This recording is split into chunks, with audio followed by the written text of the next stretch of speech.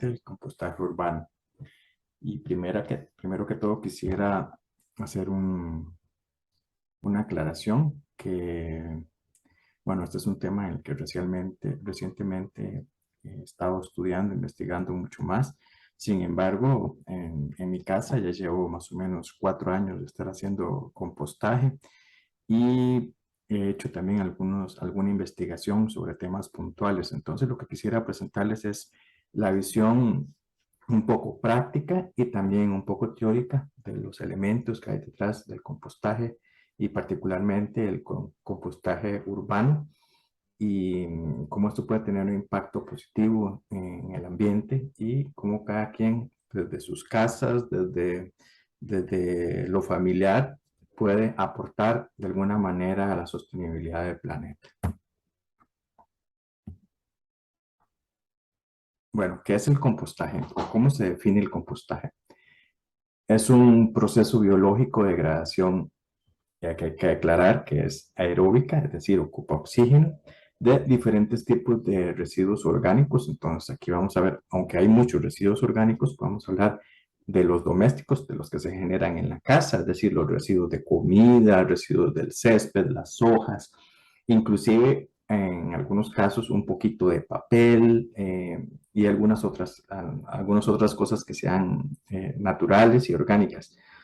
Aquí también hago la salvedad de que no todos los residuos orgánicos son compostables o son deseables compostar. Por ejemplo, si uno tuviera un exceso de carnes, eso puede generar malos olores. Entonces, normalmente se evita mucho. Entonces, digamos que residuos orgánicos, principalmente vegetales.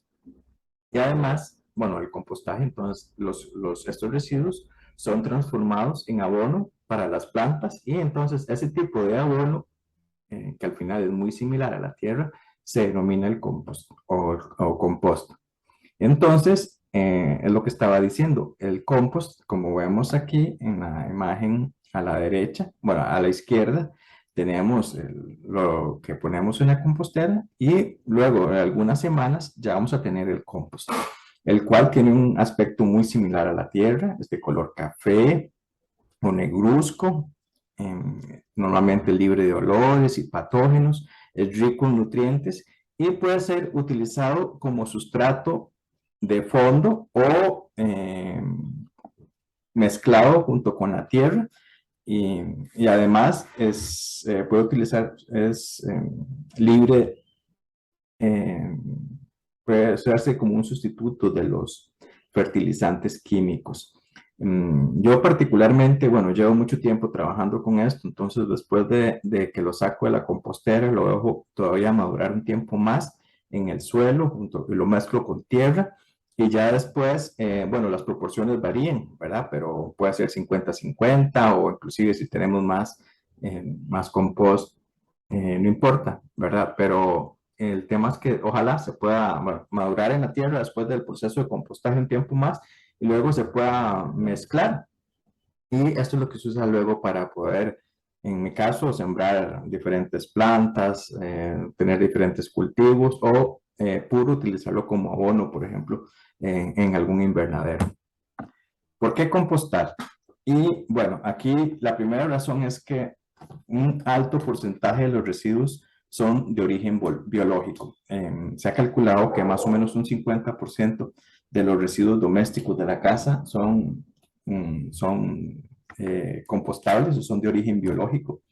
Y esto lo puedo confirmar cuando nosotros, la diferencia del volumen de basura que poníamos para que se tiene que llevar la municipalidad, más o menos antes y después de compostar, disminuyó en 2/3 partes. Es decir, ahora, en estos momentos, estamos sacando una tercera parte de lo que originalmente poníamos en el basurero. Y es más, uno puede unir esto de que por un lado composta y por otro lado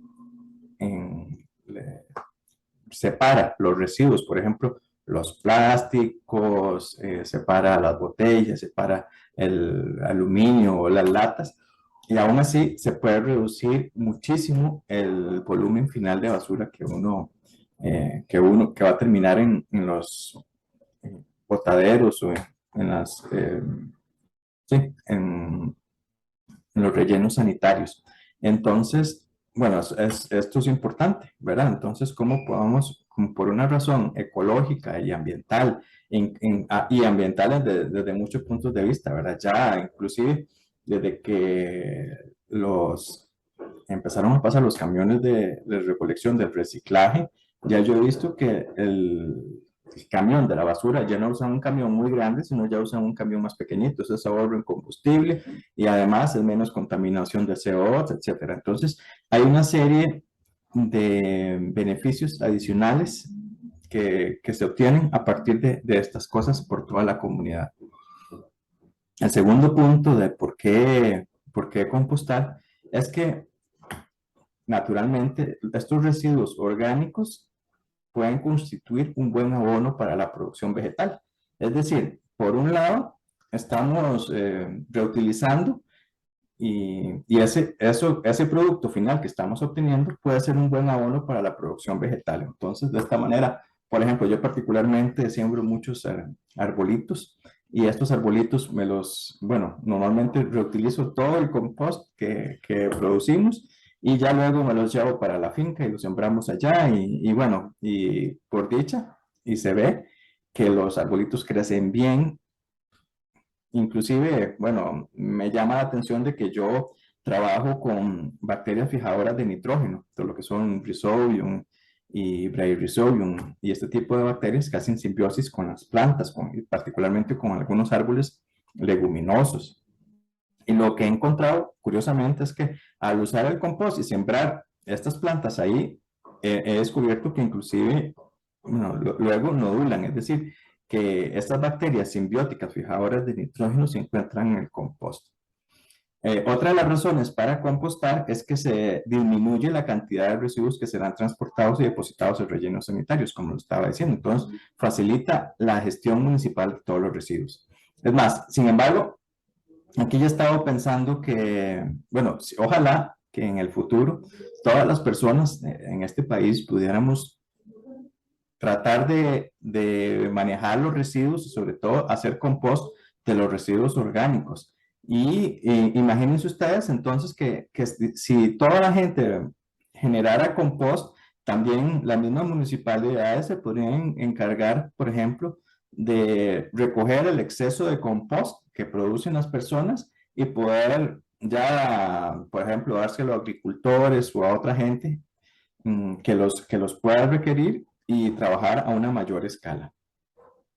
Otra de las razones para compostar es que al hacer la separación de los residuos orgánicos y compostarlos, se disminuye la generación de malos olores y la presencia de plagas como ratas, cucarachas y moscas. Esto que antes estaba ahí en el basurero y no sé, tal vez el basurero dentro de la casa y que se dejaban estos residuos por algunos días, puede ser que huela mal o que llegaran ratas. Sin embargo, separándolos y teniéndolos en un lugar especial y haciendo el compostaje, todas estas cosas se evitan.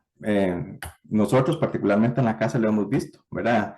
Ya estar bien cerrado y separado, las ratas que en algún momento llegaban de otras casas vecinas o así, ya no, ni cucarachas, ni siquiera moscas. Y otra de las razones es que esto es un proceso para generar abono orgánico que no requiere energía, requiere poco mantenimiento y además, como les estaba diciendo al inicio, como se reduce la cantidad de basura que se tiene que depositar para que se lleve la municipalidad, también se reduce el uso de bolsas plásticas, ¿verdad? Porque todo eso lo estamos todo ese volumen ya no se requiere contener en bolsas plásticas. Ahora, ¿qué se composta? Y entonces aquí en general hay como dos grandes categorías, aunque esto en realidad no son tan estrictas. Una primera, que son los residuos verdes, que entonces son los restos de frutas, verduras, hojas frescas, el césped y la maleza. Y lo importante, aquí tal vez por eso es que mantengo esta categorización de verde, es que ese verde se relaciona con la presencia de nitrógeno. y, bueno, y una alta composición de agua, pero sobre todo la composición de nitrógeno. Y como vamos a ver más adelante, la presencia de nitrógeno es un factor importante en el proceso de compostaje, porque ahí hay que mantener alguna relación de carbono-nitrógeno, que normalmente se dice que es de 31, 30 partes de carbono con respecto a una de nitrógeno. Es más, cuando uno deposita solo cosas que no, a veces uno ve que el compost no está como, o la compostera no está avanzando a la velocidad que uno esperaba o tan rápido. Entonces, y en mi experiencia, muchas veces es falta de nitrógeno. Entonces, con agregar, por ejemplo, residuos de malezas o cortar el césped y echárselo, esto ayuda muchísimo, muchísimo a que se acelere otra vez el proceso. Bueno, ¿y cómo va uno el proceso? ¿O cómo lo detecta que está pasando rápido o lento? Uno es por la velocidad y ópticamente, pero el otro es como por la temperatura. Si no está alcanzando altas temperaturas, a veces es que falta nitrógeno. Entonces, el tema de agregar materiales verdes ayuda muchísimo. ¿Qué otras cosas se pueden compostar? ¿Verdad? Entonces, como las hojas secas, el acerrín, el papel, algunas, las sobras de alimento, el estiércol, las cáscaras de huevo. Estos normalmente tienen una mayor proporción de carbono. El acerrín o algún tipo de pellet también tiene una ventaja adicional, y es que normalmente en la compostera y en las condiciones que se hacen, se pueden alcanzar contenidos de humedad muy altos. Y entonces, de alguna manera, y bueno, se hay alta su humedad, entonces ya al haber, ya la oxigenación no es tan adecuada, y además se pueden generar procesos anaerobios, ¿verdad? Entonces ya al haber anaerobiosis, los microorganismos que deberían estar no están, y además se pueden generar malos olores, y además los procesos de fermentación em, son mucho más lentos, ¿verdad? Cuando los anaerobios. Y entonces, por eso es que a veces al agregar acerrín, de alguna manera como que atrape la humedad, ayuda muchísimo. Por eso es que los que venden las composteras, por ejemplo, también venden pellets de acerrín. Y bueno, en términos prácticos, nosotros lo que hacemos es cada vez que agregamos los residuos orgánicos, estos los tenemos en un recipiente, y entonces entre un 10 y un 20% de los residuos orgánicos le agregamos bueno, del total, del total de los residuos, normalmente un 10 o un 20% va a ser pellets de acerrín. Y aquí pongo dos notas importantes. Uno es que los residuos de fuente animal, como por ejemplo la carne de res o la carne de cerdo, normalmente habría que evitarlos. Esto porque la degradación es un poco más lenta y pueden generar malos olores. Esto no significa que, por ejemplo, si uno tiene dentro de los restos de comida, no sé, un poquito de carne mechada o cualquier carne que hayan preparado, no sé, una fajita de pollo, por ejemplo, que no se comió, y eso se puede agregar y la compostera lo degrada perfectamente, ¿verdad? El tema es que pensemos que la compostera es el análogo a un estómago de una persona vegetariana, ¿verdad? Entonces, en general, si uno le, tal vez, si uno le agrega diferentes cosas o cosas muy pesadas, no las va a poder digerir bien. Entonces, un poquito, digamos que es manejable, mucho no. Y lo otro es que el tamaño ideal de las partículas es de 2 a 5 centímetros. Entonces, por eso la recomendación, y esto tiene que ver un poco con la relación área-volumen o área superficial-volumen, y esto para que haya colonización de los microorganismos y que los microorganismos puedan actuar. Por eso siempre es importante, no sé, si estamos cortando una sandía, no vamos a cortar los pedazos grandotes y tirarlo así todo, sino es bueno picarlos un poquito. Estamos picando, no sé, cualquier otra, una fruta grande, ¿verdad? Una papaya o algo que se está botando, o se está, no sé, una manzana podrida, ¿verdad? Entonces, en lugar de botarla así tal cual, siempre es bueno picarla un poquito y luego echarla en la compostera. Esto es importante. Ahora, ¿qué sistemas de compostaje existen. Existen diferentes, pero bueno, y voy a concentrarme principalmente en los domésticos. Los sistemas de compostaje están determinados por la aireación y entonces tenemos sistemas sistemas pasivos, es decir, que simplemente se ponen en una pila, como la primera figura superior, es una cajita que está sobre el suelo y simplemente actúa por gravedad y ahí vamos acumulando los residuos. Y existen otros que, bueno, donde se puede, o por ejemplo, otro tipo pasivo es lo que se usaba mucho más antes, hace mucho tiempo, que era hacer huecos en la tierra y echar los residuos ahí, y se le echaban algunas cosas, se volteaba y se dejaba ahí, ¿verdad? Ahora existen otros sistemas y lo importante, porque la aireación es muy importante, entonces algunos que permitan hacer volteos del material o de la materia. Y entonces existe este tipo de dispositivos como el negro que tenemos en la parte derecha inferior. Estos son circulares, son como decir una tómbola. Y además, por ejemplo, este que está aquí, que es como el que tenemos en mi casa, uno echa los residuos y aquí se acumulan, bueno, y los puede estar volteando, ¿verdad? Entonces se recomienda voltearlos varias veces a la semana para que haya mejor oxigenación. Y entonces uno echa los residuos durante 2 semanas y luego lo cierra y empieza a echar en el segundo compartimento. De esta manera que este que está aquí va a estar 15 días recibiendo residuos y luego ya deja de recibir residuos y entonces empieza a una etapa, bueno, vamos a ver posteriormente, que van a estar probablemente entre las etapas de termofílica y luego la mesofílica segunda, ¿verdad? O que ya empieza a bajar la temperatura y ya empieza a madurar más. Entonces, de esta manera se aprovecha mucho más, 15 días aquí y 15 días aquí. Y entonces ya al mes, esta se puede, en la que estaba primero funcionando, se saca todo el volumen de los residuos y en mi caso yo los pongo en el suelo a madurar un tiempo más.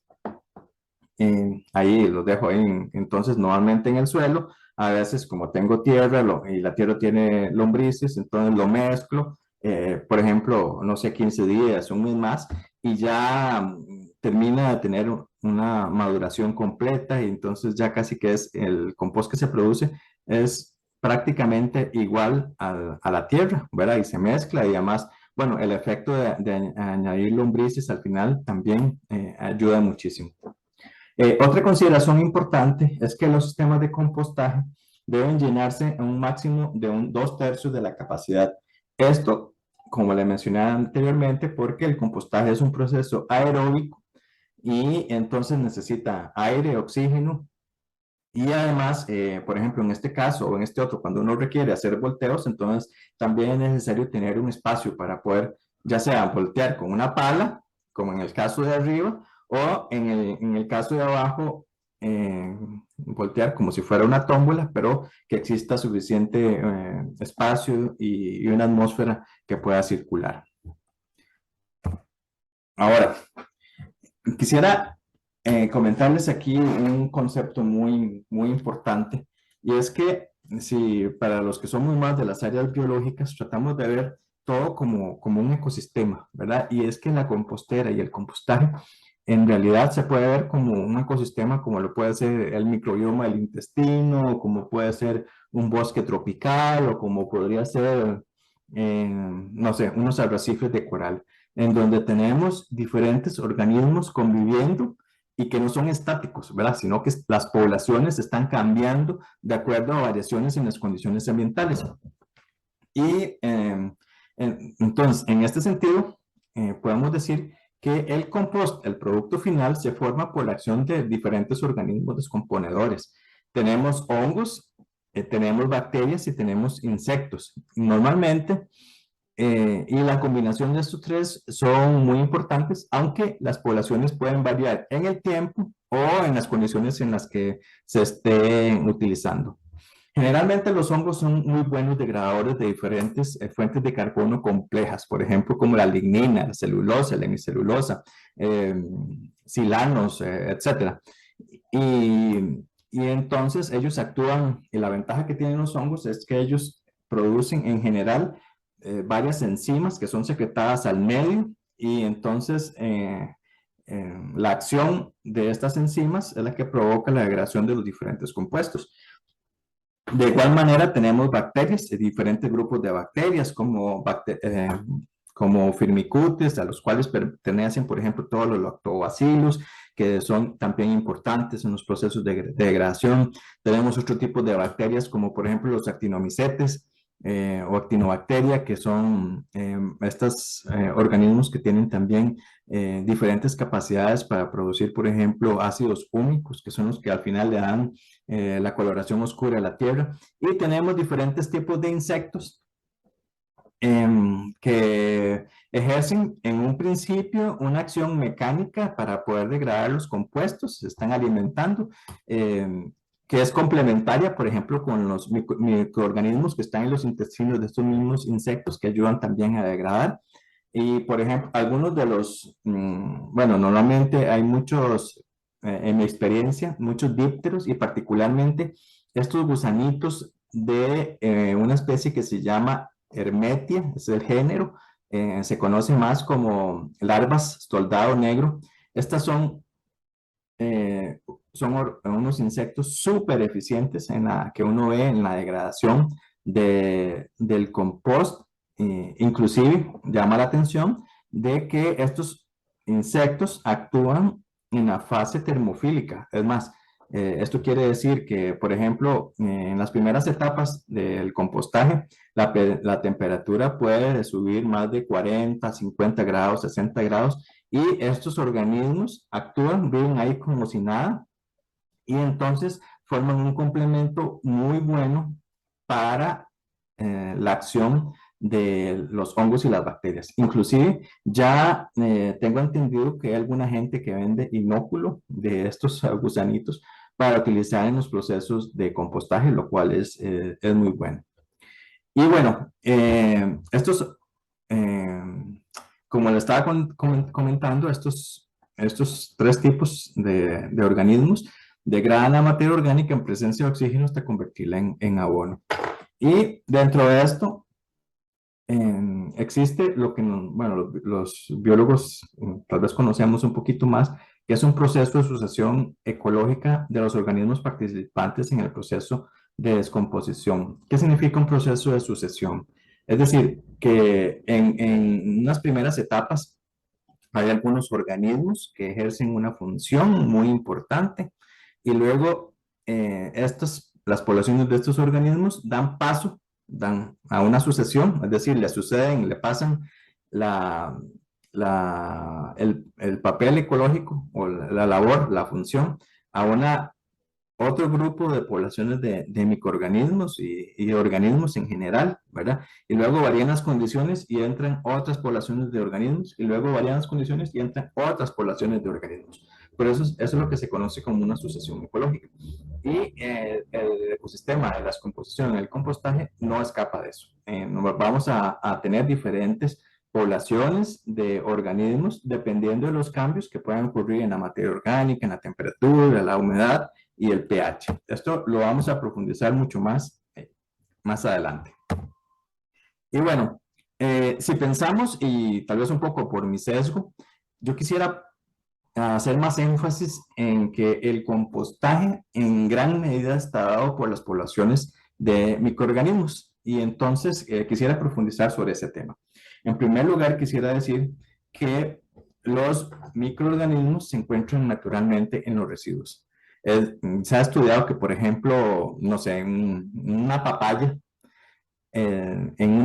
pueden haber hasta 1000 especies distintas de bacterias, ¿verdad? Obviamente, algunas de estas especies dentro de la papaya son muy abundantes y otras poco abundantes, pero se pueden encontrar muchísimos organismos. Imagínense un residuo de papaya, de la sandía, después tenemos el melón, tenemos el banano, tenemos el chile dulce, la cebolla, no sé, todos estos Además tenemos los residuos del césped, tenemos, no sé, las flores que les echan, que ya se marchitaron y le echamos ahí, y además, bueno, restos de arroz y frijoles y no sé, pasta, etcétera. Cada una de las cosas tiene diferentes poblaciones de microorganismos. Entonces, ese va a ser el cultivo inicial, que una vez que, el cultivo inicial y natural por el que empiezan a trabajar los microorganismos. Ya como cambian las condiciones, probablemente entonces algunas poblaciones aumentarán o algunas especies aumentarán las poblaciones y otras probablemente disminuyan las poblaciones o inclusive se pierdan. Luego, bueno, también recalcar que las poblaciones de microorganismos son principalmente, en el compostaje, son principalmente aerobios y requieren ambientes húmedos. Sin embargo, el tema de humedad aquí es importante. No tiene que ser ni muy húmedo y también hay problemas cuando se es muy seco. Entonces se dice que la humedad del sistema debería andar entre un 40 y un 60%. Esto es, hay una prueba manual para determinar qué tanta humedad, y es que si usted agarra el compost en estas etapas y lo aprieta, ¿verdad? Si se escurre mucho es que está muy húmedo, o si no escurre absolutamente nada es que está muy seco, ¿verdad? El tema es que usted pueda sentirlo y que se amase un poquito, ¿verdad? Eso es una prueba un poquito más empírica para determinar cómo están las condiciones de los residuos. Otra cosa importante es que los microorganismos utilizan el carbono, el nitrógeno y los nutrientes de esos residuos para crecer.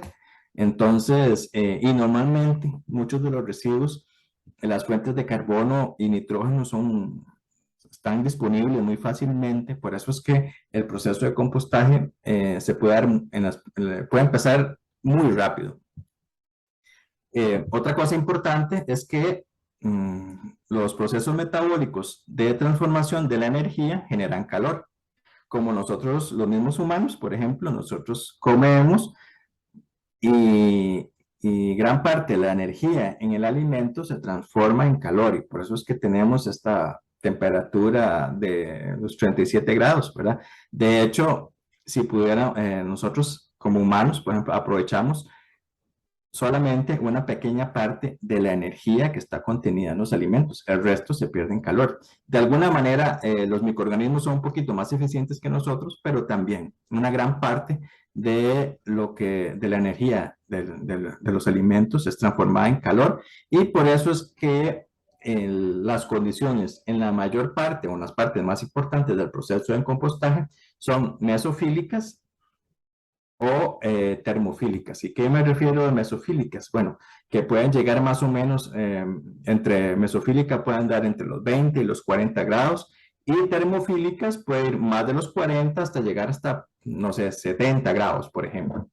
Eh, y bueno, esto es un aspecto importante. Bueno, y el calor también tiene un efecto importante adicional que en algunos casos sirve para, por un lado, pasteurizar los procesos, eliminar algunos patógenos, pero por otro lado también para degradar algunos otros componentes de los mismos residuos que luego son también reutilizados.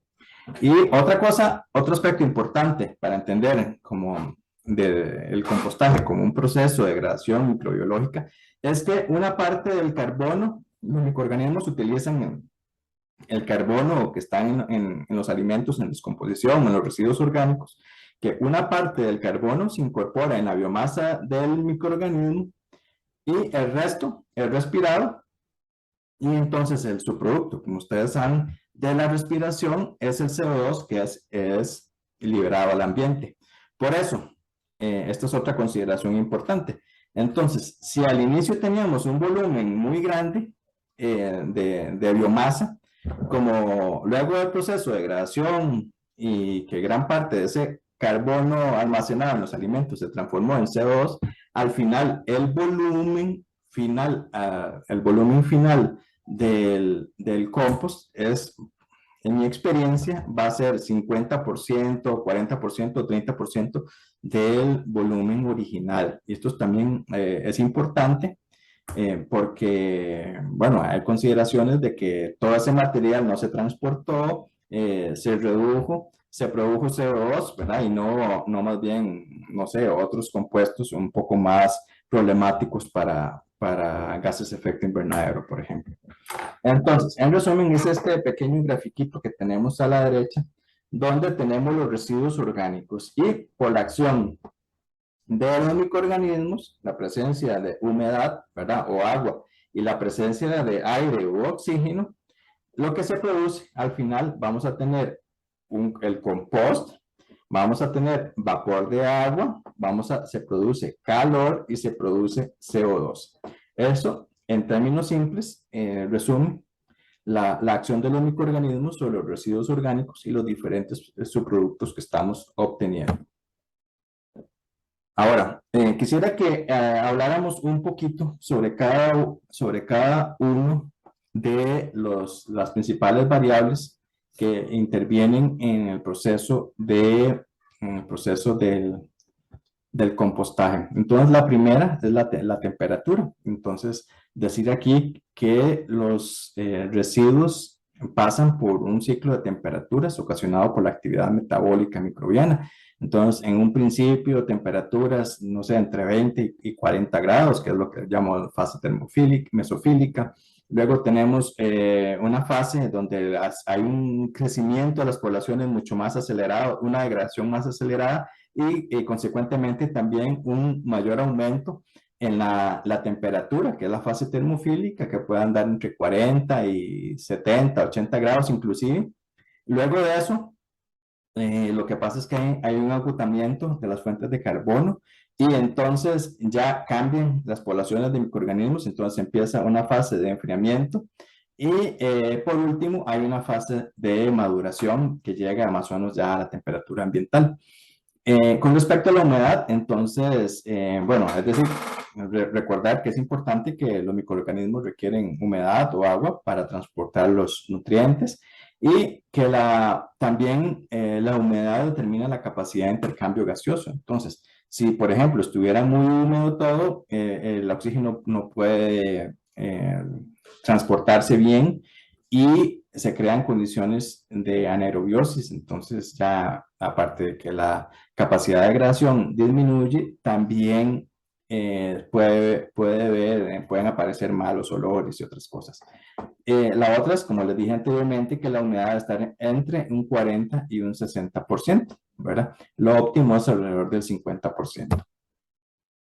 Otra de las variables importantes que intervienen en el proceso del compostaje es la relación carbono-nitrógeno, la cual debe estar entre 30, debe ser más o menos de 31. Y algo curioso de esto es que digamos, si hubiera 30 partes de carbono, 10 partes se van a incorporar en biomasa y 20 se eliminan como CO2. Y por eso es que también, curiosamente y empíricamente, uno lo ve que más o menos el volumen se puede reducir el volumen final del compostaje se reduce más o menos a una tercera parte del volumen original. Y bueno, la relación carbono-nitrógeno permite conocer la velocidad de la descomposición y el tiempo del compostaje. Es más, algunas veces cuando hay la relación, hay muchas fuentes de carbono y poco de nitrógeno, el proceso se vuelve más lento o las temperaturas no suben tanto.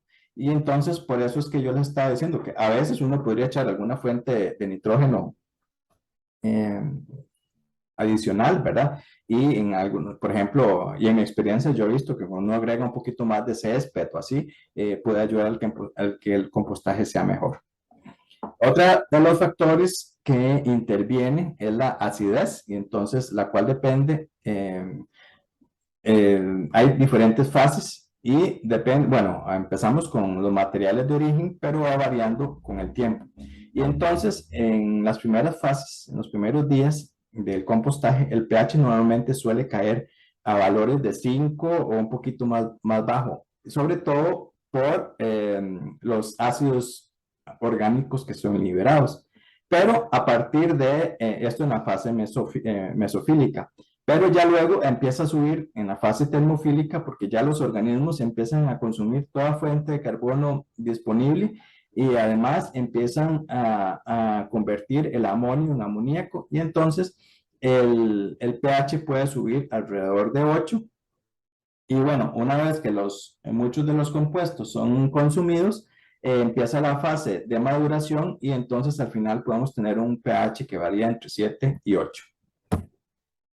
Otra de las variables importantes, como les comenté anteriormente, es la aireación. Entonces, porque el compostaje es un proceso aerobio, y bueno, el aire aporta oxígeno, pero también es importante porque permite evacuar el CO2 respirado.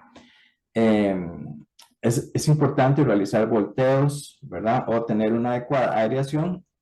Esto para evitar la compactación, ¿verdad? Y entonces no tener condiciones anaerobias.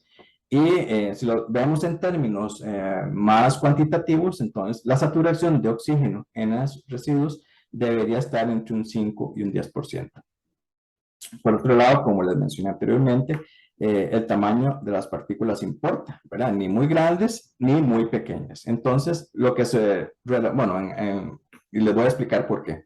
Es importante tener una mayor relación superficie en volumen porque favorece una mayor descomposición. Esto porque las bacterias y los microorganismos colonizan principalmente las superficies, ¿verdad? La mayoría, por ejemplo, las bacterias tienen muchas adhesinas y necesitan tener una superficie. Entre mayor sea la relación de superficie, mejor.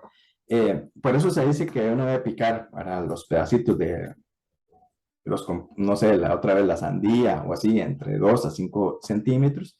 Pero también el tema, si las partículas son muy pequeñas, se aumenta muchísimo la densidad y entonces al aumentar la densidad se crea más compactación y se limita la aireación. Entonces, por eso es que hay que tener como un balance, ¿verdad? Entre el tamaño de las partículas, pero también la densidad del material para que no se limite la aireación y la oxigenación y no haya tanto proceso anaeróbico.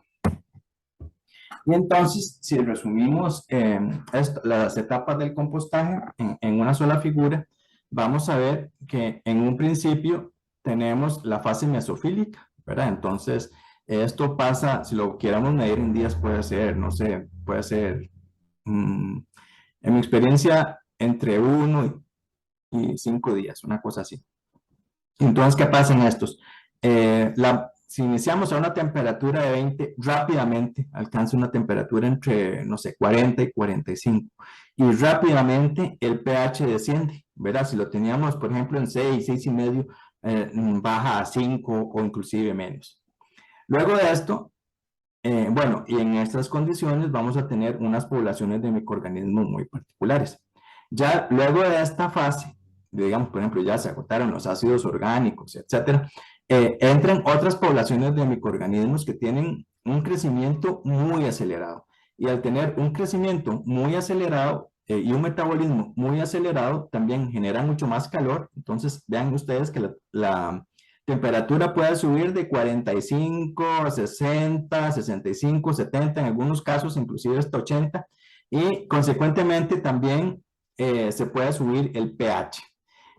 Algo importante durante esta fase es que, bueno, se tiene que mantener la relación carbono-nitrógeno, pero aquí las poblaciones de microorganismos cambian, y esto es muy interesante porque no todos los organismos sobreviven a estas condiciones, y entonces hay algunas especies conocidas de hongos y unas especies conocidas de bacterias que son muy importantes en estas fases.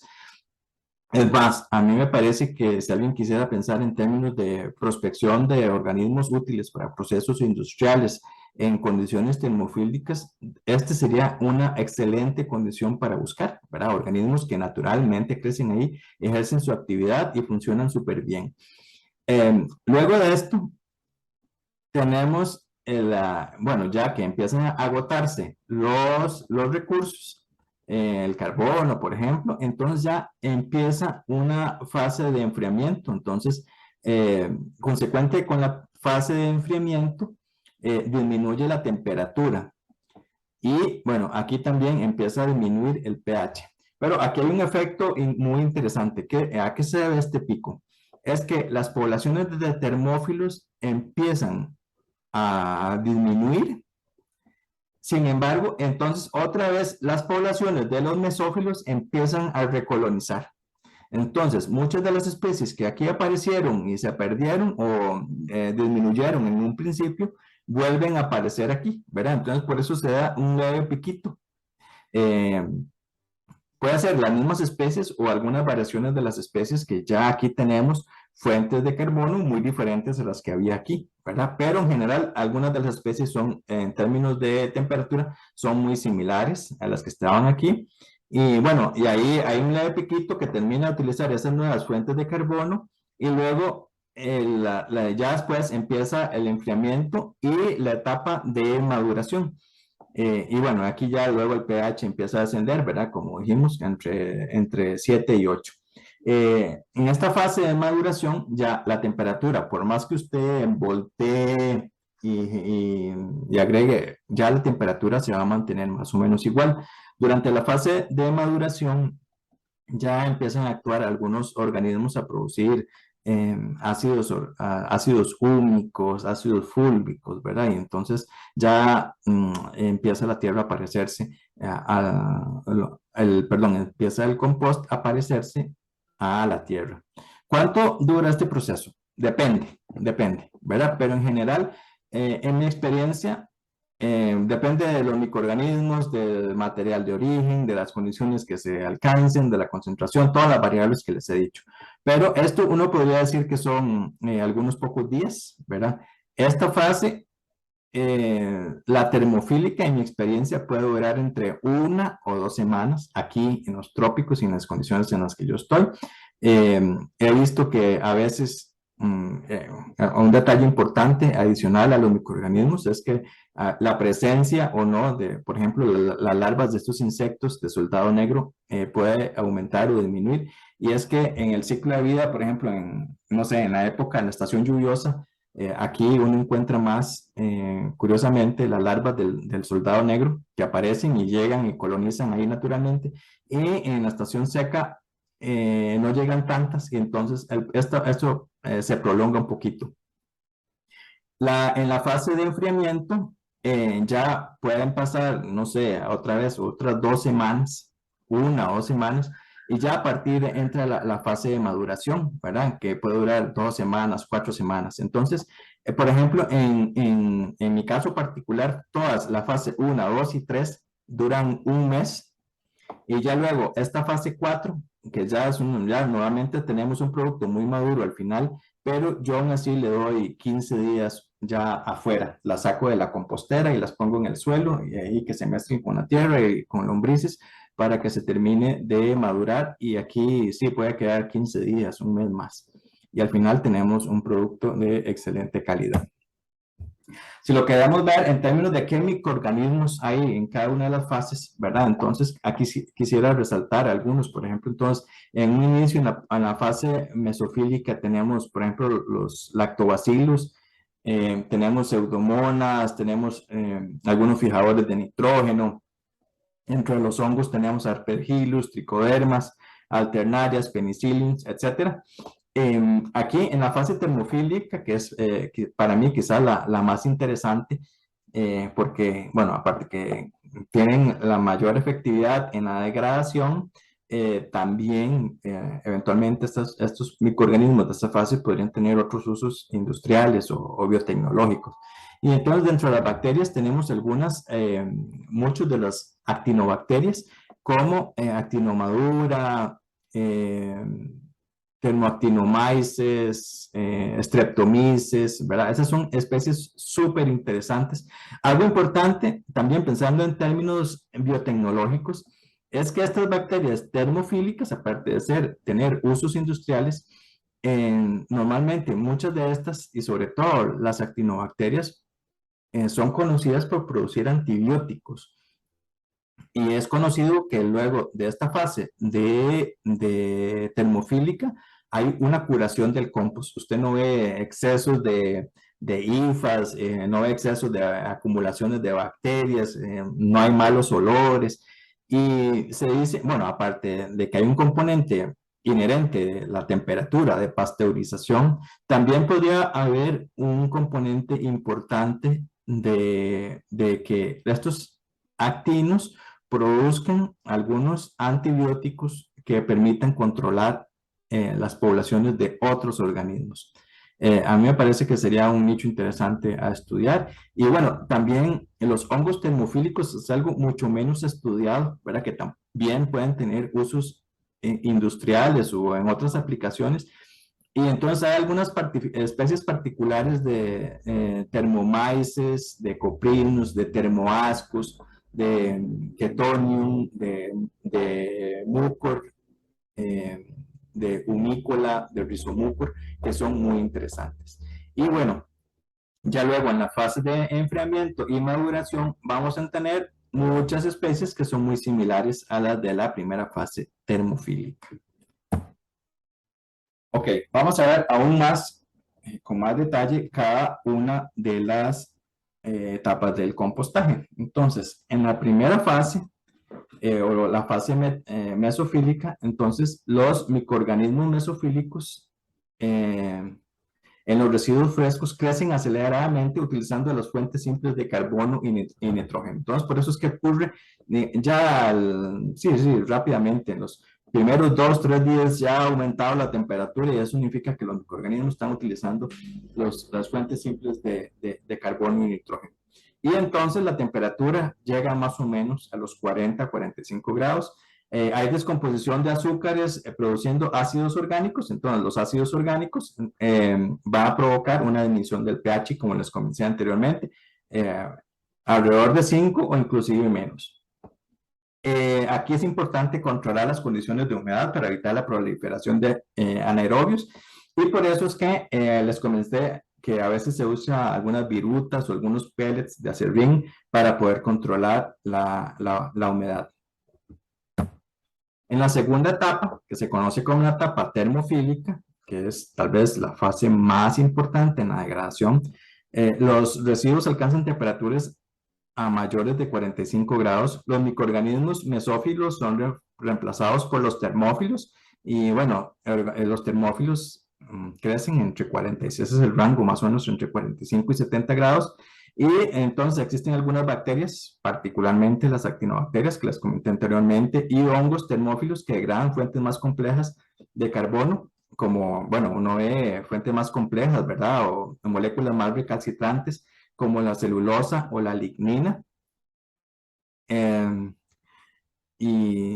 bueno, algo importante, antes que en esta fase también pueden actuar aquellas larvas de soldado, del insecto larvas de soldado negro, de este díptero, que también algo que me parecería interesantísimo es poder los microorganismos, es decir, las bacterias, las arqueas y también los hongos que habitan el intestino de estos insectos están habitando a estas temperaturas, el insecto está habitando a estas temperaturas.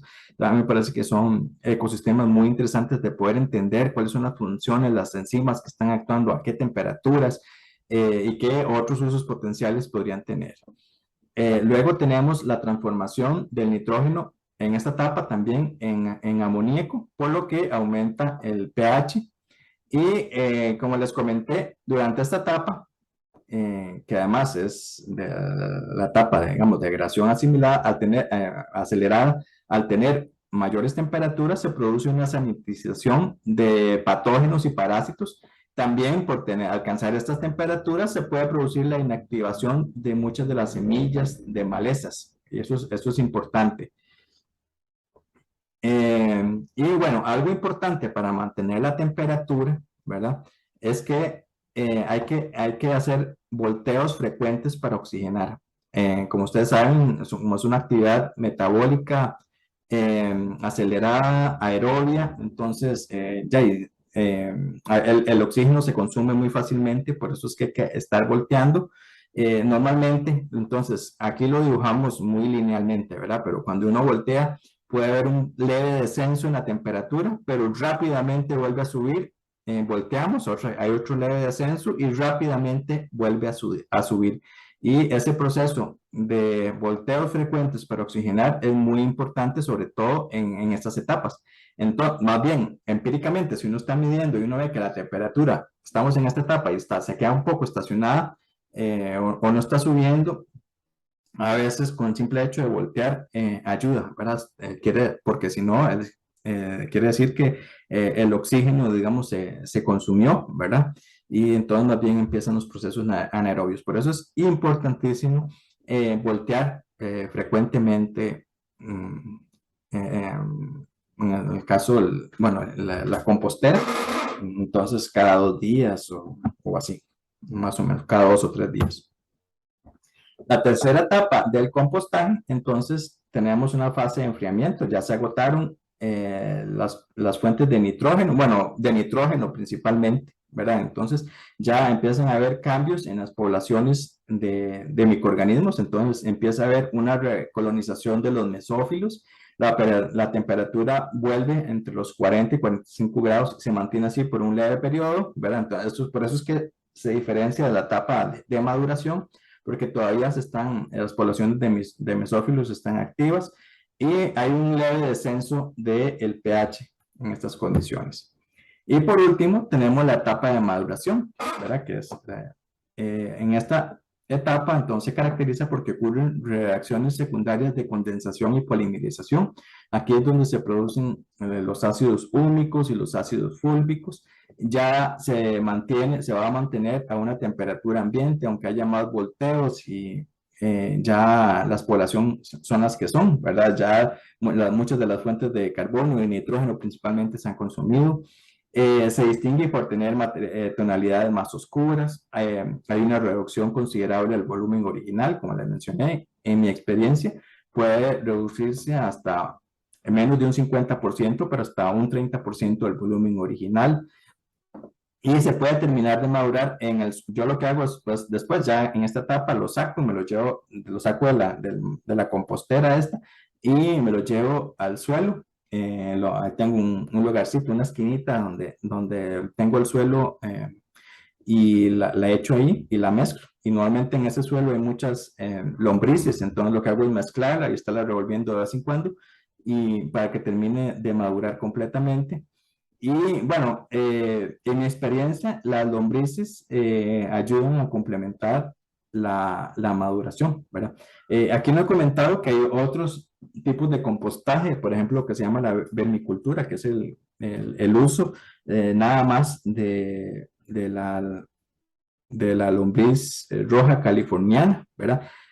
Sin embargo, aunque estos son procesos muy eficientes, a mí me parece que es mejor utilizar estos como microorganismos porque se alcanzan temperaturas más altas que degradan mejor y luego complementarlos con estos en lugar de usar las lombrices solamente. Ok, ¿qué ventajas tiene usar el compost? Y entonces aquí tengo que decir que el compost mejora la estructura del suelo porque produce o genera o propicia que haya una mayor porosidad y una mejor ventilación, ¿verdad? Y esto naturalmente ayuda a conservar la humedad del suelo y además es importante porque aumenta la cantidad de materia orgánica. Entonces, si las condiciones del suelo son mucho mejores, para que después también en esos suelos, al haber mayor cantidad de materia orgánica, pueden crecer más poblaciones de organismos, microorganismos. Entonces, la microbiología del suelo es mucho mejor comparada a un suelo donde solo hay arcillas o arenas, ¿verdad? Eh, Facilita la asimilación de nutrientes para las plantas y bueno, el compost es un abono que al final nos resulta gratis, que reduce el consumo de químicos y nos ayuda a generar una menor huella de carbono y reducir las emisiones de gases de efecto invernadero como por ejemplo el metano. Ahora, un mensaje último que quisiera hacer respecto a todo esto que les he hablado del compostaje, es que es excelente que hagamos compostaje, ¿verdad? Eso es importantísimo, muy útil. Sin embargo, eso nos reduce un problema, a mi juicio, económico, social e inclusive ético, que es que en nuestras sociedades estamos generando un desperdicio de comida increíble. Y entonces, a veces, yo he criticado a los científicos que a veces nos enfocamos en resolver técnicamente un problema superficial, pero no el problema del fondo, ¿verdad? Y a veces el problema de fondo es que estamos generando demasiado desperdicio de comida, ¿verdad? Y a lo largo de toda la cadena, pero principalmente no sé, en nuestras casas, estamos comprando lo que realmente necesitamos, estamos usando lo que realmente necesitamos. Podríamos reducir menos, podríamos, ya no sé, por ejemplo, personalmente uno ve que a veces se bota comida que pudo haberse consumido o se le pudo regalar a alguien o inclusive no se pudo, o sea, pudimos haber evitado de un inicio haberla comprado. Entonces, aunque el compostaje es una solución técnica a un problema que tenemos y es muy útil eh, como miembros de una sociedad y además un planeta que está afectado seriamente por nosotros los humanos. Un último, mi recomendación es que meditemos sobre cómo el impacto que estamos teniendo de nuestro consumo, aunque sean de cosas orgánicas, ¿verdad?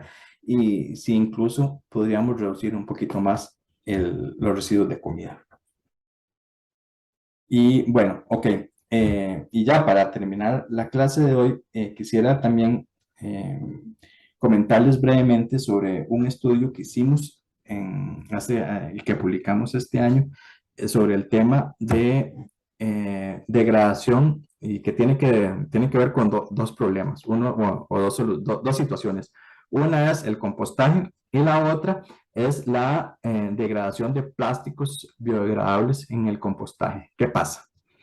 Y eso es como le mencioné, un artículo donde estudiamos cuál es la degradación de los muchos plásticos que se tildan como biodegradables o tipo OXO, ¿verdad? OXO en realidad es una marca y entonces analizamos la degradación de bolsas OXO, platos OXO, versus de unos otros materiales que se llaman biodegradables basados en ácido poliláctico, perdón, y además lo comparamos contra un blanco, ¿verdad? O un estándar que es polietileno. Y entonces, ¿y por qué nace este estudio? Bueno, originalmente queríamos ver, porque es que muchas veces nos están eh, mucha gente intentando vender una idea de que consumiendo ese tipo de productos vamos a ser eh, menos contaminantes, ¿verdad? Y que la degradación, estos plásticos biodegradables van a ayudar al ambiente. Y quisimos comprobar eso en condiciones de compostaje.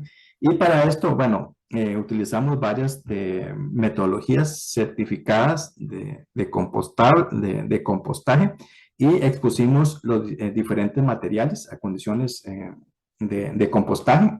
Por ejemplo, las bolsas OXO, los platos, se cortaron a diferentes tamaños, se pesaron y luego se introdujeron en el compost y luego se recuperaron a diferentes tiempos y en diferentes tiempos lo que hicimos fue, bueno, determinar el cambio de masa, determinar por resonancia magnética si hubo un cambio en la estructura del plástico y también determinar si hubo un cambio en la estructura de las comunidades de microorganismos asociadas a esos plásticos en las condiciones del compostaje. ¿Y qué obtuvimos de resultado? El primer resultado es que, como les comenté, los diferentes materiales y medimos el cambio de masa en el tiempo, a las 10 semanas, a las 20 semanas y a las 30 semanas. Y entonces, ven aquí, por ejemplo, esta voy a señalar primero, el papel. Vean ustedes que el cambio de masa en el papel en condiciones de compostaje ya luego de las 10 semanas empieza a desaparecer, a bajar la masa, ¿verdad? Hasta que ya a las 30 semanas casi que desaparece, ¿verdad? Es imperceptible. Por otro lado, vean ustedes, por ejemplo, las bolsas negras tipo OXO, la masa se mantiene prácticamente igual a lo largo, inclusive de 30 semanas. Es más, este experimento lo llevamos a muchísimas más semanas y nada pasó. Es decir, que estos materiales, particularmente estas bolsas negras tipo OXO, o sea, nada les pasa en el tiempo. Luego tenemos otros materiales como por ejemplo el polietileno de platos, que también se mantuvo estable en el tiempo, las bolsas OXO, pero blancas, eh, y el ácido poliláctico tuvo algunas variaciones en el tiempo, ¿verdad? Probablemente humedad y otro, pero también no les cambia. Y esta es otra segunda idea, otro segundo mensaje. Aunque sea OXO, ¿verdad? Que es biodegradable más rápidamente por métodos químicos, o el que sea un material, digamos, de origen natural, por el ácido poliláctico, en este caso, creo que son de maíz, no significa que sea más biodegradable o sea mejor al final. Y si es una cantidad muy grande que se determina el ambiente, también tiene sus efectos importantes, ¿verdad? Entonces, aunque muchas veces nos quieran vender muchas cosas como ambientalmente mejores, no necesariamente lo son. Y bueno, entonces, como conclusión de esta parte del experimento, observamos que no hubo mayores diferencias en el tiempo, en el cambio de la masa, la cual permaneció muy similar y las características también, inclusive a 30 semanas, pero a este experimento lo llevamos hasta 180 semanas y igual, nada les pasa. O sea, vean ustedes que es una cosa increíble. Y que a este punto no hay diferencias entre un plástico estándar, ¿verdad? Como es los platos de polietileno con respecto a estos OXO o los derivados de ácido poliláctico. Se mantienen igual en el tiempo. Ahora, más específicamente, quisimos estudiar también cuáles son los efectos del microplástico cuáles son los efectos o cómo cambia la microbiota del microplástico en el compostaje. ¿Y por qué esto es importante? Y aquí voy a extenderme un poco más fuera de las condiciones del compostaje a condiciones más naturales. Imaginémonos un suelo o condiciones de agua, de un río, un lago, el mar, etcétera. Y es que la primera es importante entenderlo porque los microplásticos o los plásticos son colonizados por microorganismos. Y estas poblaciones de microorganismos normalmente, bueno, primero es que estamos arrojando una cantidad sin precedentes de plásticos y microplásticos al ambiente, sea los suelos y principalmente o gran parte termina en los ríos y mares. Y esto es una superficie, un contaminante que no debería estar ahí. Pero en segundo, estos plásticos y en otros estudios previos que nosotros hemos hecho, son colonizados por poblaciones de microorganismos. Sin embargo, esas poblaciones de microorganismos que habitan en los plásticos, sea del suelo o sea del mar, son muy diferentes a las poblaciones nativas de los microorganismos que deberían estar ahí. Son muy diferentes a las poblaciones de microorganismos que vivirían, por ejemplo, sobre una piedra o sobre una hoja de una planta que está en el río. Son muy diferentes, aunque sean ambas superficies, ¿verdad? Las poblaciones son muy diferentes. Son tan diferentes que inclusive pueden variar las condiciones ecológicas de todos los microorganismos en ese ambiente, ¿verdad? Y bueno, en otros estudios inclusive también hemos visto que hay mayores cantidad de patógenos, o también, como en esta figura de un estudio hecho por María Arias, en donde ve la colonización de microplásticos por microorganismos, ve que aquí vemos un montón de bacterias en una superficie del microplástico llena de bacterias, y estas hay muchas especies de bacterias, pero otra cosa importante es que al estar tan juntas, se favorecen los procesos de transferencia de genes y algunos genes importantes, por ejemplo, aquellos relacionados con la resistencia a antibióticos, los genes de unas especies a otras, ¿verdad? Entonces, el plástico, este material, funciona como un foco de transmisión de genes no sé, patógenos a otras especies y estas especies a otras que pueden estar en el ecosistema ahí, y eventualmente podrían representar un problema para una persona que se baña en el río o que se baña en el mar, ¿verdad? Pero bueno, vamos a volver al compostaje. Las variaciones en los microplásticos, en los microorganismos, pueden afectar el compostaje, y las comunidades en el plástico pueden ser muy diferentes a los naturales, como les comenté. Los plásticos pueden ser un vehículo para microplásticos patógenos, y además se conoce poco sobre las variaciones de las poblaciones de los microorganismos en el tiempo y por tipo de plástico en el compostaje. Y bueno, ¿qué encontramos? Entonces vamos a analizar primero este grafiquito de la izquierda. Y entonces, ¿qué tenemos aquí? Que analizamos las poblaciones de microorganismos asociadas a microplásticos en el compostaje a la semana 26, las que son los triangulitos, y a la semana 78, las que son los circulitos. ¿Y qué vemos en primer lugar? Si nos enfocamos en este lugar, en este gráfico, vemos que hay una separación de este triangulito verde del resto de los triangulitos. Y bueno, ¿qué significa esto? Este triangulito verde es el blanco.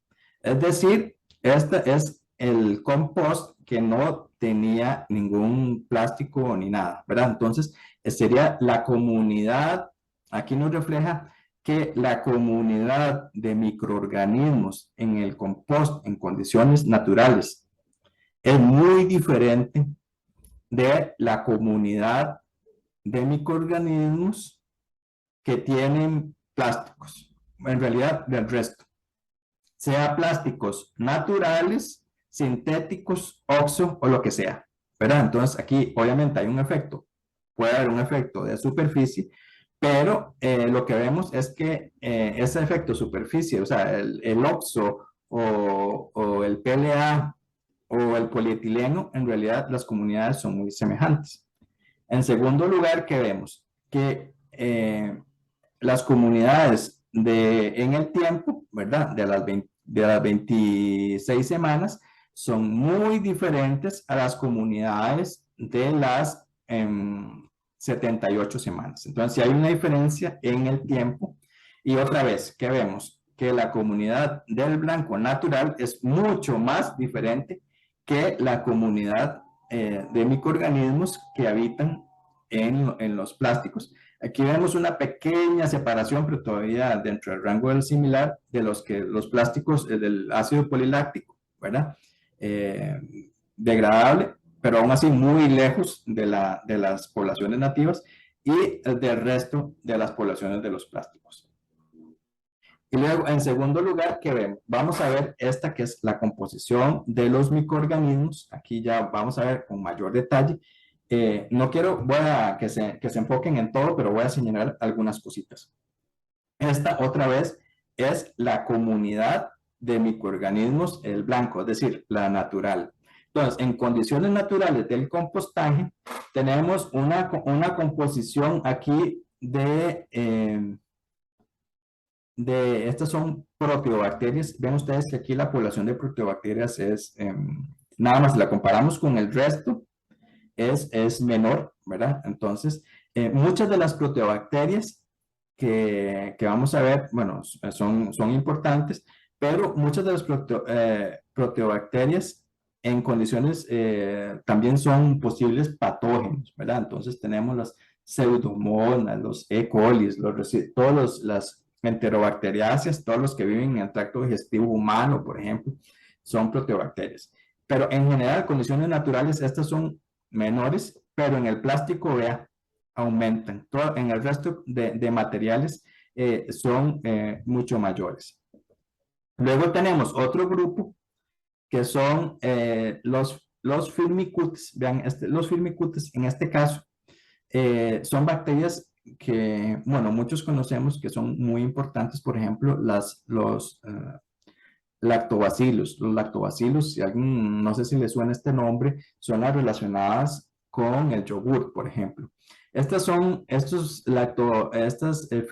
tipo de firmicutes particulares son muy importantes en la degradación procesos fermentativos, ¿verdad? O degradación de compuestos, azúcares, ácidos orgánicos. Y ven ustedes que en el blanco, en las condiciones naturales, fueron muy abundantes, sin embargo, en el resto no es tanto. Entonces, esto también es un problema que representa para las condiciones de compostaje, ¿verdad?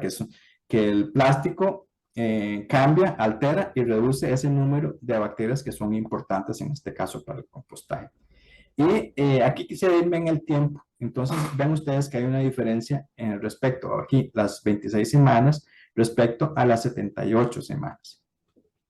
Y ven ustedes que a las 78 semanas, esta línea más azul, esta población de organismos en las condiciones naturales, que son actinobacterias, que yo les mencioné anteriormente, que son muy importantes en la maduración y en la estabilización del compost, porque producen ácidos húmicos y ácidos fúlvicos. Ven ustedes que aquí se ven reducidas en la presencia cuando hay otras superficies y otros plásticos, sean oxo o sintéticos completamente o PLA, ¿verdad? Entonces, esto es importante porque entonces, la población de estos organismos que son importantes para la maduración del compost se ven disminuidas cuando hay presencia de estos microplásticos, y lo que hace es que entonces la calidad del posible compost final no vaya a ser tan buena como los materiales que no tienen plásticos. Entonces, bueno, de este estudio quisiera resumirles que analizamos el compost y las poblaciones de microplásticos, de microorganismos asociadas a plásticos. Encontramos que, bueno, hay cambios en el tiempo, que hay un efecto de la presencia o ausencia de plástico, es decir, que el plástico por sí solo altera las condiciones de las poblaciones de microorganismos, y que las condiciones de microorganismos van a tener un efecto en la calidad y el proceso del compostaje en sí. Y bueno, en otras condiciones, por ejemplo, en el aumento otra vez aquí lo vemos, por ejemplo, de algunas poblaciones de proteobacteria, muchas de las cuales podrían ser potenciales patógenos inclusive. Y bueno, entonces, con esto, los plásticos, hay diferente distribución o cambios en la abundancia relativa de los grupos. Puede haber un efecto de superficie, pero bueno, eso también entonces tiene implicaciones ecológicas en cuanto a qué pasa si usamos esto, ¿verdad? O qué está pasando en un ambiente natural que tenga plásticos. Entonces la calidad del suelo no es la misma, no tiene las poblaciones que tenía que tener. Podrían haber patógenos, ¿verdad? Podría haber mayor transferencia de genes de resistencia a antibióticos o metales, o no sé, de genes de virulencia, etcétera. Y bueno, regresando a la pregunta original, ¿verdad? ¿Qué pasa entonces con esto que nos venden los OXXO o los PLAs, y que la gente los trata de comercializar y vender como productos mejores? En realidad no pasa nada, es lo mismo que un plástico corriente. Eso, a mi juicio, y según los datos que estamos presentando y los análisis que hemos hecho. Entonces, a mí me parece que la industria debería tener mayor cuidado, o decir, bueno, si es un plástico compostable, ¿verdad? Por ejemplo, decir bajo qué condiciones. Entonces, mucha gente, es muy diferente el plástico doméstico a condiciones industriales, donde, por ejemplo, el plástico se composta y se alcanza temperaturas de 600 grados. Es algo que ni siquiera nadie hace aquí en el país, ¿verdad? Pero en esas condiciones sí es muy fácil decir y que se degrada y todo, pero eso no es lo que pasa en la realidad. Y entonces se debería tener un mayor cuidado, exigirle a las empresas que venden ese tipo de productos los detalles, las condiciones, que se etiquete bien, y eventualmente, no sé, establecer alguna legislación que prohíba lo que, a mi juicio, podría ser información tal vez engañosa. Y bueno, con esto quiero terminar la clase de hoy y agradecerles por su atención y nos estamos viendo. Muchas gracias.